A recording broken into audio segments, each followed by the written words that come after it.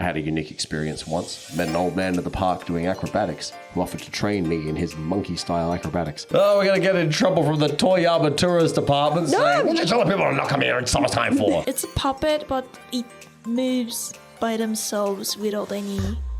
Hey, podcast kittens, it's Cathy Cat And Ladybeard coming at you with another elongating installment of Cat with Beard. New camera setup today. Yeah, we have a 4K camera today. 4K. We're trialing this today on the YouTube side of things. So if you are actually watching this on YouTube right now, hello, welcome to, in theory, 4K. If we manage to set this up okay, but we're not quite sure. 1, 2, 3, 4Ks. I hope you enjoy them. Yeah. Yep.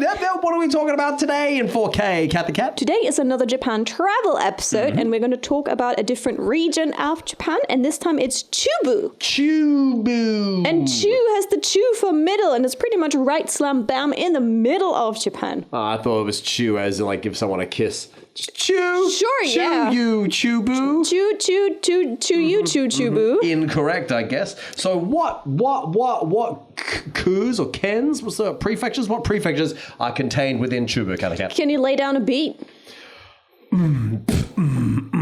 It's a central part of mainland Honshu. It consists of Niigata, Fukui, Ishikawa, Nagano, Shizuoka, Gifu, Toyama, Yamanashi, and Aichi. If you ever heard any of those names, then, well, these are actually all contained in Chubu. I gotta tell you, it surprised me you asked me to lay down a beat so you could do that. I wasn't expecting. We should do that every time. That was actually really fun. Maybe we'll just start laying down beats for all the things on all the shows. Exactly. From now on, just be laying down, it'd be beatboxing with Cathy Cat Ladybeard. That was actually very pleasant. I hope you guys leave good YouTube comments about that right now. Hope you make it into a short. Should do that. Short. All right. So let's travel those areas and see what's up what there. there is to do there. Exactly. I know, for example, Niigata from some of my friends because there's a lot of snow, a lot of nature, and you can actually travel an area of Japan that's not overcrowded with tourists right now. Right. Yeah. All of those actually. This whole bit, Chubu is right in the middle of the middle island, so you're talking like the center of the country, really. So you can't get any more central than this. Out of all these places, I've been to a couple of them, but Toyama's the one that I really remember. So, What did you go to? Well, Toyama has a cosplay festival, so a parade, as it were. So I've gone there more than once to do the cosplay parade and the cosplay festival. And but it's a lovely little town. It's really, really beautiful. It's really, really sweet. And the mayor loves cosplay, so that's why they have a cosplay parade. Sounds great. Yeah. Each one of these prefectures, has a really special part to show, and we picked just a couple. Obviously, we couldn't feature everything, but take out your pens or listen to this several times because there's something coming your way now. What a lot of people do is they go from Tokyo to Osaka to Kyoto and then back. And they kind of, by that way, you will have actually just gone straight through Chubu. So actually maybe step out and visit some of the prefectures in there. Yeah, a lot to be seen. You missed it all. And also you got to go north a little bit up towards the ocean. Lots to see up there too. Lots to see. So let's crack on with it. First, we have the historic city of Takayama in Gifu. Gifu. So, name of that prefecture? Gifu. Gifu is a gift to you. Oh! Takayama is famous for its Edo period streets. Yeah, which is quite lovely. Old school Japan. That pre-Meiji restoration Japan. Samurai-ish looking. It's not just Kyoto. A lot of people think that the old Japan just lives in Kyoto. It's all around Japan. And for example, there is the Sanmachi Suji. It's an old town area with traditional merchant houses, shops, and cafes. Yeah. Traditional merchant houses.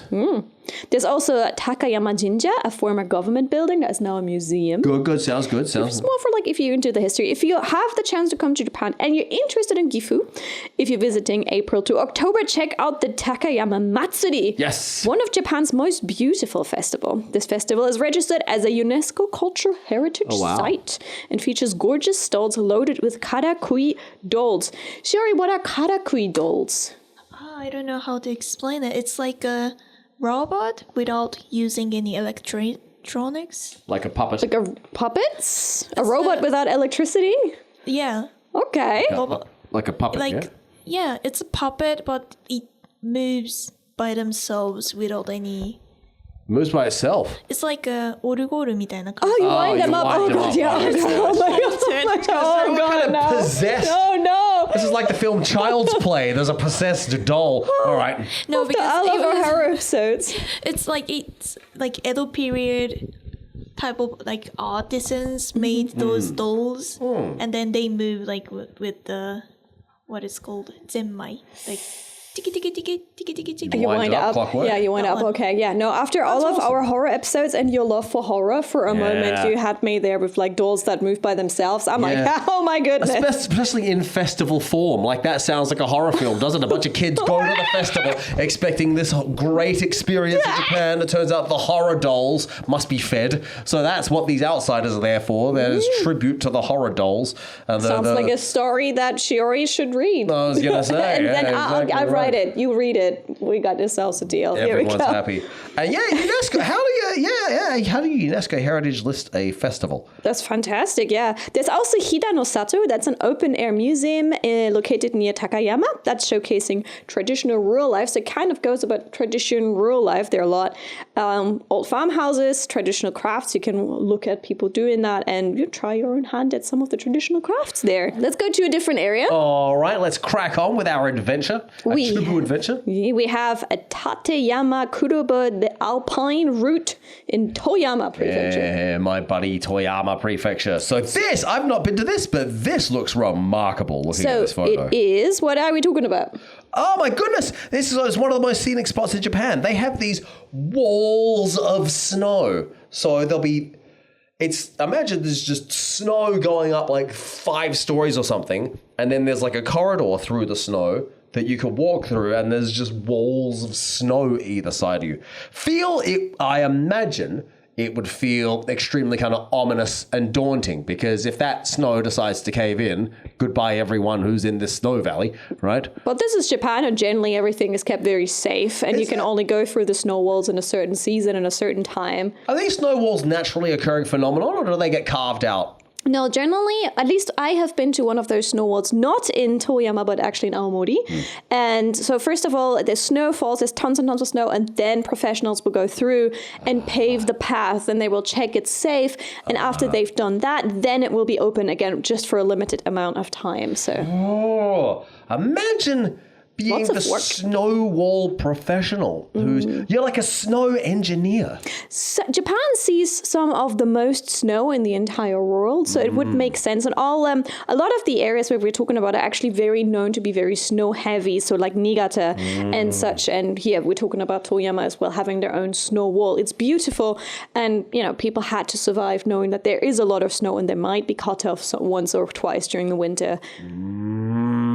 Really remarkable. So there are more other scenic spots in Toyama, because they share the northern Japan Alps, they call it, the Japan Alps, so mountainous. That's lovely. Famous snow walls in spring, towering snowbanks around the world. Also there's a dam, the Kurobe Dam, one of Japan's tallest dams, with breathtaking views, especially in autumn, for its autumn foliage. So you can enjoy winter, autumn and spring.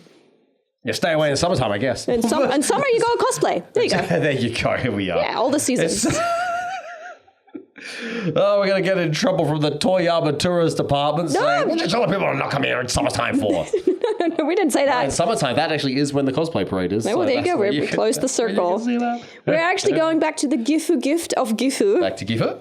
There is Shirakawa-go, another UNESCO World Heritage Site. So Gifu knows their UNESCO. It's a pro-UNESCO place, isn't it? Yeah. Oh, Gifu. So they're known for their traditional gashozukuri. So they're farmhouses with a particular shape. Like they have like a very steep thatched roof, and I guess that's also so the snow would fall off. They look kind of Germany.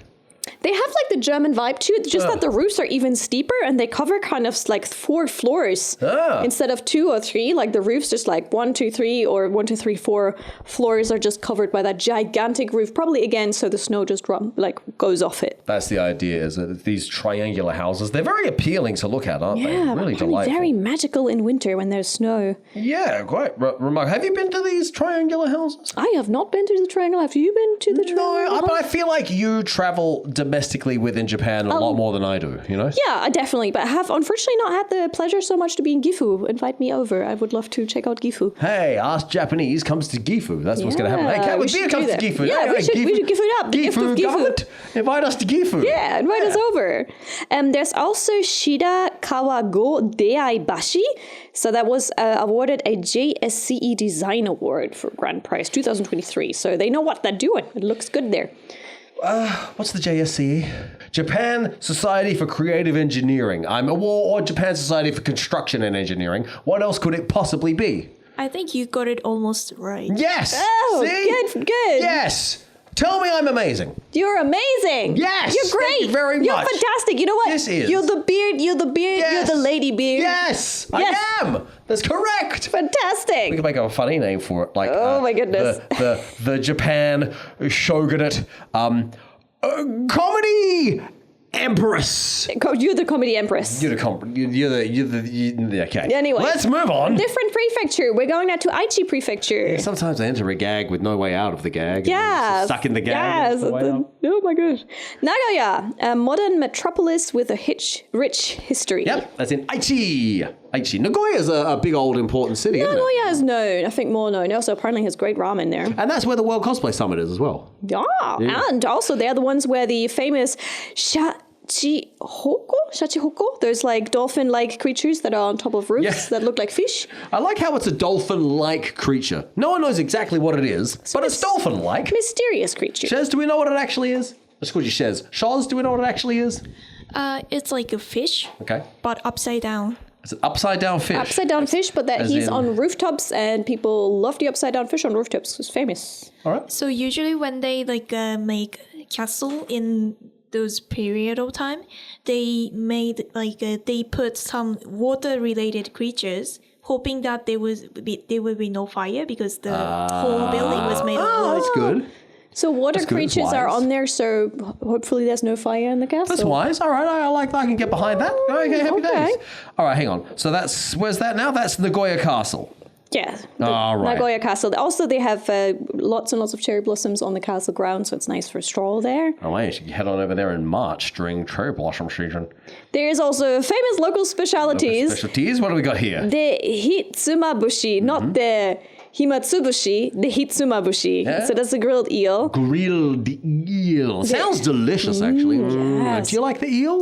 Yeah, I do. Pro eel? Eel is tasty. Apart from those tiny little bones that are cumbersome, I'm very pro eel. It tastes delicious, doesn't tastes it? good. Yeah. There's also miso katsu, deep fried pork cutlet. That's right. They Katsu. have that famous chain with the big fat pig being like, eat my katsu. Yep. You know that? I the mean, picture I'm of the pig? German. Everyone loves a good schnitzel. Not true that. Katsu is pretty much a schnitzel. Schnitzel. It's a good schnitzel. And there's also kishimen, flat udon noodles. So, it's just the same as any other noodle, but flat, yeah? Yeah, kishimen. Like flat noodle. Right. And again, it's something for a colder season. Udon is like nice and warming in winter as well. I feel flatter noodles are harder to get your sticks under. You know what I'm saying? The round ones seem to somehow be more grabbable, which is counterintuitive because you would think that they're circular, so they would slide out of your sticks. But actually, it's the flat ones I find it very difficult to gain purchase on. What do you think? I like that the flat ones are just like very filling. Like there's a lot of heavy carbs. And I guess a lot of these prefectures with the food, you can also tell how cold does it get. Like, did you need some heavy carb foods to like make it through the winter? That's a great thing? point, actually. That's a great point. Yeah, you have to make it through the freezing frost of the winter. And eel is quite rich, and also katsu is quite rich. So they are quite dense foods there. I also like the Nagoya morning. I haven't heard about this before, but apparently they have like a breakfast culture. So you want to talk about the Nagoya morning? Yeah, sure. Nagoya morning is a service that offers light meals such as toast and boiled eggs for the cost of a drink plus just a couple of extra yen. So it's a nice, affordable breakfast. Yeah, and it's become part of Nagoya's unique food culture. So let me ask you something, Cathy Cat. Are you a foodie? Yeah, I like food, yeah. I'm really but not you a are foodie. very strict on diets. I love food. I absolutely adore eating it. But because I have to diet all the time, it means I'm not a foodie as such. Because anytime I'm not dieting... You don't have time to be a foodie. Well, and also if I'm not dieting, anytime I eat something delicious, it's just compared with your diet food. If it's just something different, you're like, this is amazing. So therefore, you can't really embrace food culture and really go into flavors and textures and things because you're just like, yum, yum, yum, yum, something that's not boiled chicken. Yeah, everything sounds delicious. Yeah. I mean, tell me about this Nagoya breakfast and how you feel about so it. I think the affordability of it is very attractive because it is literally just the price of a drink and a little bit extra. And then people started to get a little bit creative. So now they have like a variety of dishes. Like, would you like to have thick sliced toast or ogura toast, salads, or a fancy egg or a dessert with it? So they kind of started playing around with it. So next time I have the chance to go to Nagoya, I'll definitely go and check out their breakfast. Do you embrace the culture of the eating as much as you embrace the eating of the food? Like the foodieism? Do you enjoy the whole, whoa, it's a food experience? Yeah, I'm the type of person who will stand in line for a good restaurant for an hour outside in the cold. So yes, I guess I'm one of those people. Okay. Yeah, right. It's all experience. It's my way of experiencing the world through tasty well, happy food. days then. Happy days. Where are we heading to next? Fukui! Fukui! History, nature, and unique experiences. Very unique experiences. I had a unique experience once. I met an old man at the park doing acrobatics who offered to train me in his monkey-style acrobatics. This is off topic. Back to Fukui. That was in Fukui, or? No, not in Fukui. In Melbourne. It was a completely unrelated area. Back to this. All right, there is the Eiheiji Temple. It's one of Japan's most important Zen Buddhist temples and the headquarters of the Soto School of Zen. So we're going to Zen. Visitors can take part in zazen, sitting meditation sessions, and learn about philosophy and practices of Zen Buddhism. Fukui has a lot of cool stuff as well.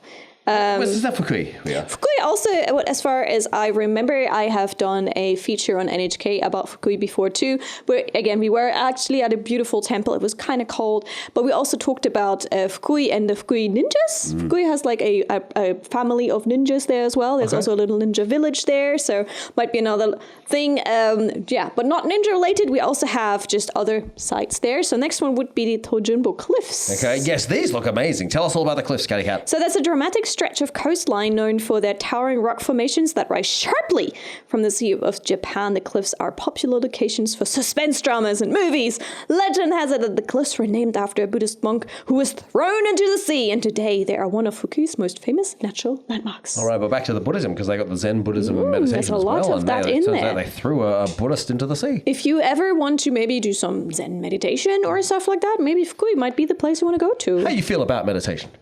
I try. Do you meditate? That's all I can Are do. you a I meditator? try, but it's really hard to switch off my mind. So maybe I should go to a proper temple. I tried to meditate, but I'm just generally off with the fairies anyway. So therefore, if I just don't have to concentrate on something, I think I'm just meditating most of the time. All right, staying at the ceiling. Internally I'm going, na, na, na, na, hey!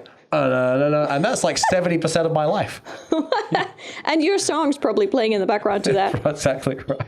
There is more in Fukui. There is Maruoka Castle, one of the oldest surviving castles of Japan, dating back to the 16th century, which is remarkable because generally they get torn down, they fall down, they have fires. This one probably did it right. The castles offers panoramic views of the surrounding countryside, and the castle grounds are beautiful during cherry blossom season. I love a good castle. I love a good castle with cherry blossoms. I go into a castle, and you know how, because you see castles and these old school medieval kind of scenes depicted in media.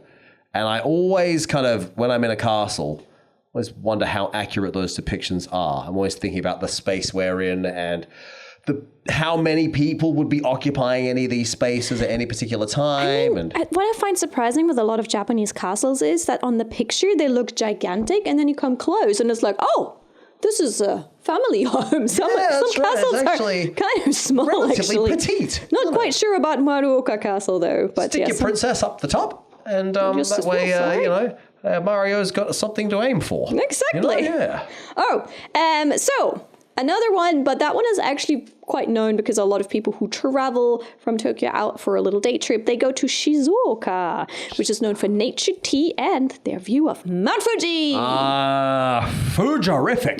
There's a bit of a battle actually between Shizuoka and Yamanashi. Oh, yeah? Depending on in which prefecture you are, people claim it as theirs kind of thing. Fuji. Yeah, it's like, well, Shizuoka says, well, Mount Fuji, we have Mount Fuji. Well, Really? Yamanashi says, we have Mount Fuji. Obviously, Mount Really? Fuji's a bit too big to be... but then I heard a Japanese person say, but they're all wrong, because the truth is that Mount Fuji belongs to all of the people in Japan. I thought so. I thought that was what was going to be said. Or Godzilla. Either Japan or Godzilla. Or Godzilla. You can also claim Godzilla. Yeah. Sorry, that's my Let's do Godzilla. Go again. That's a good one. I like when I like his tiny little hands, and when he does like the look upwards.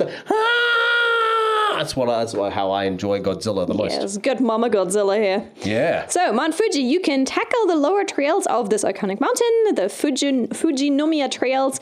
It's one of the most popular routes, offering stunning views of the surrounding landscape. Yep. Have you hiked the Fuji? I have hiked Mount Fuji 3 times. Have you really? 3 times is enough. I'm good now. Hey, did you start at the bottom and go all the way up, or you drove halfway up? No, generally everyone starts with their tours from, I think, the 3rd stop or the 5th stop. You start like halfway at like drive halfway up the hill. You go part of, not halfway, trust me. No, not halfway. You go a little bit up and then everyone starts. That's where the tour starts. That's where you can actually officially start. That's like the, tourists come by bus and like take pictures and go like, oh, I've been up Mount Fuji, and then they go home. Yeah, you have not. It's hours and hours of pain and torture and cold and rain and wind and lots of people going like, oh no, I got mountain sickness, and like getting sick on the mountain. And What's mountain sickness? Mountain sickness because of the altitude. Oh, so there's less sickness. Yeah, there's less oxygen up there, so you will, if you start, the moment you start getting headaches, you have to go back. I got that the first time we went to Mexico City. Got altitude sickness. Yeah. So yeah, Mount Fuji. I have climbed it 3 times. Right now, there's new rules about that. Just putting that out there. You have to actually pay if you go up Mount Fuji. And generally, I advise everyone to be part of a hiking group. Don't just go, oh, it's fun, I'm just going to go hike up Mount Fuji. You need the protection. When I went one of the 3 times, we suddenly got, even though it was like 30 degrees on the bottom of the mountain, on the top of the mountain, it was cold and rainy, and people were actually getting hypothermia. Because we were with the group, though, we could go back to the sleeping quarters and just hide from the rain. The rain was so dramatic that we couldn't go right to the top anymore. We were like right in front of it. Where the guide was just like, okay, I can get you up, but I can't get you back down. Yeah. So we have to it was a hard decision, but we were literally so close to the top, literally just one more station. But the rain was absolutely harsh, and people got hypothermia. People were knocking on the door saying, please let us in, and the place was already full. Oh, wow. But so they could only take on people who had booked. So people who had booked, who were with a tour, were in that way also insured and protected during that. But if you just go up there by yourself, it is a massive risk. The mountain, it's not a walk in the park. It is a active volcano. Please, if you go up Mount Fuji, go with the group. Make sure you have all the equipment that it says on the list that you need to bring, including the rain jacket. Even though you're thinking it's hot and you don't need it, you will need it in the end. So it is literally not a cakewalk. Go with a tour. Trust me, it's the right choice. But then with those people who were not allowed into your house? Not my house. Well, the house. Well, they probably tried at different stations, but the stations are very small. Really? The stations are, it's not this is a nice hotel. This is if you sleep in there, you're sleeping literally head to toe with strangers. Your space is literally smaller than a sleeping mat. Right, like you literally are that tight to people. If it's full, it's full. There's no chance to squeeze any more people in there. So all the people who couldn't make in, what happened? They just get rolled down the mountain and say good luck? I don't know. Wow. But I think a couple of people who were so careless that they just went up there by themselves. Again, they shouldn't have done that in the first place. Bad equipment, just by themselves, thinking it was a scroll. A lot of people, I think, got hypothermia. There are certain kind of cars that if someone gets hypothermia or altitude sickness, it can take you down Mount Fuji. So that you will probably find a way to get down, but that's also expensive. And in the end, go with a group. Okay. It's much safer. Well, Sorry. that's fine. I'm glad my you have Fuji this run here is a bit insight dark. about Fuji, because I've not done the Fuji climb, so I'm glad you have this insight. It's rough. But yeah, also because so many people are doing it right now, you need to go with a group, to be honest. All right. Well, what else is happening around in Shizuoka besides Fuji? Shizuoka actually has a lot of wonderful tea. Oh my goodness. I went to the tea museum with my mom, actually, recently. Fantastic. Yeah. You can try different types of tea. You can like grind your own tea. You can like watch a tea ceremony there. You can go look after a tea field. It's fantastic. That sounds awesome. Tea tastes just so good in Shizuoka. And apparently when people from Shizuoka come to Tokyo and they get like some tea in the restaurant, they always go, because they are used to such a good tea level. Really? Just generally getting it served. Yeah, so some of the people I know from Shizuoka, they're like a bit tea snobbish because they're used to great tea. I have to get my hands on some Shizuoka tea. I didn't realize it was so high value. There's also the Ise Peninsula, a great destination for nature lovers. That's nice. Offering beautiful coastal views, hot springs, hiking. There's also the Jogasaki coast for dramatic cliffs and coastal scenery and relax in the onsen town of Atami. I have just been to Atami, actually. Really? Yes. How was it? Give us a review. Oh my God. So Atami is, again, an amazing little day trip out of Tokyo. You can literally just hop on the Shinkansen or actually just a normal train if you don't mind an extra half an hour. Hop on a normal train from Tokyo Station, go all the way over to Atami, and it's hot springs. They have sometimes fireworks to invite people over. They have a wonderful shrine called Kinomiya Jinja. I've been there a couple of times, a beautiful tree there.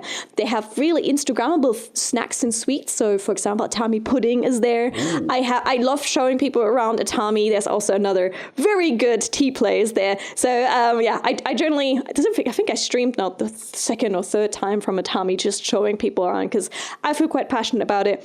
It is not far and it's a real great trip. And if you just stay for one night there, bathe in the hot spring, and the next day you go back home, you feel like you had like a proper holiday, even though it's so close to Tokyo. Well, that sounds lovely. That sounds lovely. Good job, Atami. Yeah. All right, what else was that? What else we got left to see over here? We enjoy the natural beauty of the Japanese Alps. Yeah, the Japanese Alps are so big that they're not just part of one prefecture, but several prefectures. The Alps. You can enjoy skiing in like Hakuba. Hakuba is famous for skiing. Yeah, I think some people might have. A lot. You might have heard that name. Yeah. I got a friend who just went to Hakuba today for the skiing. We got you can do some hiking in Kamikochi Valley. Yeah, it's one of the best hiking trails of Japan, apparently. Yeah, this looks absolutely spectacular. This would be a beautiful hike. So what we can see is like beautiful sea lake and mountains, kind of that combo of lake and mountains. Yeah, a delightful bridge going over this beautiful river, a pristine blue water. It looks lovely. So Google it, guys. Also, Ishikawa Prefecture. Ishikawa! It's the historic town of Kanazawa. Oh, Kanazawa. Oh, capital K. Kanazawa. Shooting at 4K. 4 Kanazawas. Kanazawas. Kanazawa is known for its preserved Edo period districts and beautiful gardens. That's right, including the Ken Rokuen Garden, which is one of Japan's 3 great gardens. Great gardens. Which offers natural beauty in every season. Again, we have a photo of it here. This looks spectacular, really. You can explore the Nagamachi Samurai District to see old samurai residences and experience the feudal Japan too. Yeah. There are actually many, many more interesting places in Chubu. I know Nagano, for example, not just for, I think Nagano had the famous Winter Olympics once, but also snow monkeys. I went to Nagano to see the snow monkeys bathe in the onsen, and they were so cute where they all like huddled together. There is still a video on YouTube about where I actually taking a bath with snow monkeys, just my legs in the pool with all the snow monkeys around. Was a experience. Are they aggressive? A bit dangerous.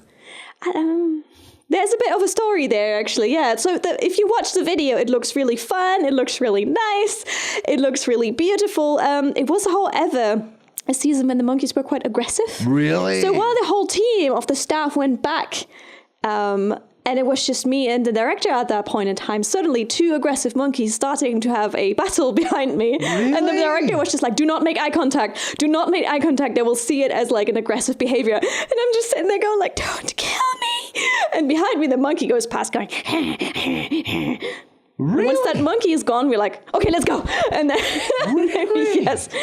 But that was, apart from that, in the general area where tourists are, you're safe. But we went actually to an onsen next to the snow monkey onsen, which was for humans, but turns out that monkeys were there. Great experience, a bit scary, but an experience. Wow. Snow monkey aggression. Monkeys. They're known for being, mischievous, wild and animals. little characters, aren't they? Well, not their fault. Monkeys in any environment will steal your stuff and make life difficult a lot of the time. That's very negative towards the monkeys. Well, you just sat there saying, cute little snow monkeys, look how adorable they are. Here he comes for murder. This seems to be the life of a monkey, right? It's you steal things, you consume, you bathe in on onsen, and murder. Those are your jobs. In the end, they're wild animals, and Japan actually has a certain breed of monkeys that has adapted to the climate. So the monkeys came over, and then everything separated from mainland. And that's why the monkeys, for example, don't have a tail. But that means they can also bathe in the onsen. So, yeah. How does your tail stop you bathing in the onsen? It would be probably too hot. Really? For a tail? Too cold or too hot. For a tail? They don't have tails. But you can check that. Check out the Ash Japanese video. Type in Ash Japanese and snow monkeys. That is interesting, isn't it? Most monkeys have tails, but not this one. Nope. These little tailless characters. Do they have little stumps? Like what the shippo once Check was? out the video on YouTube. There we go. I will. I want to see these tailless monkeys. And we're just going to add one more thing. Toyama Ramen has the Toyama black soy sauce ramen, which is also very famous. Delicious. And since we are at ramen, our next episode is going to be really about special type of ramen. And it's very special rules around it too. Oh, mate. Yeah. More Japanese rules about the consumption of your ramen. So, don't just turn up going, woo, this will be delicious. There's a whole system involved. There is a whole system of rules and a special type of ramen. We'll talk about that in the next episode of the podcast. So don't forget to follow, subscribe, all of those things that you do to actually see the next episode. Because that one, even I didn't know the rules. So that's a new one. Yeah, new for me. I don't want to go there. I'm like, just keep your ramen. But you might. So we'll tell you all about it in the next exciting installment of... Hold on. If any of you guys actually has been to any of these prefectures and has any recommendations, pop them into the YouTube descriptions right now so we can actually share them and you can maybe get help to someone else who wants to come to Japan with your experience and make it even richer. Thank you. And now we can close this up. All right, we'll see you next time for a ramen explaining installment of Cat with Beard. Cheers. Goodbye.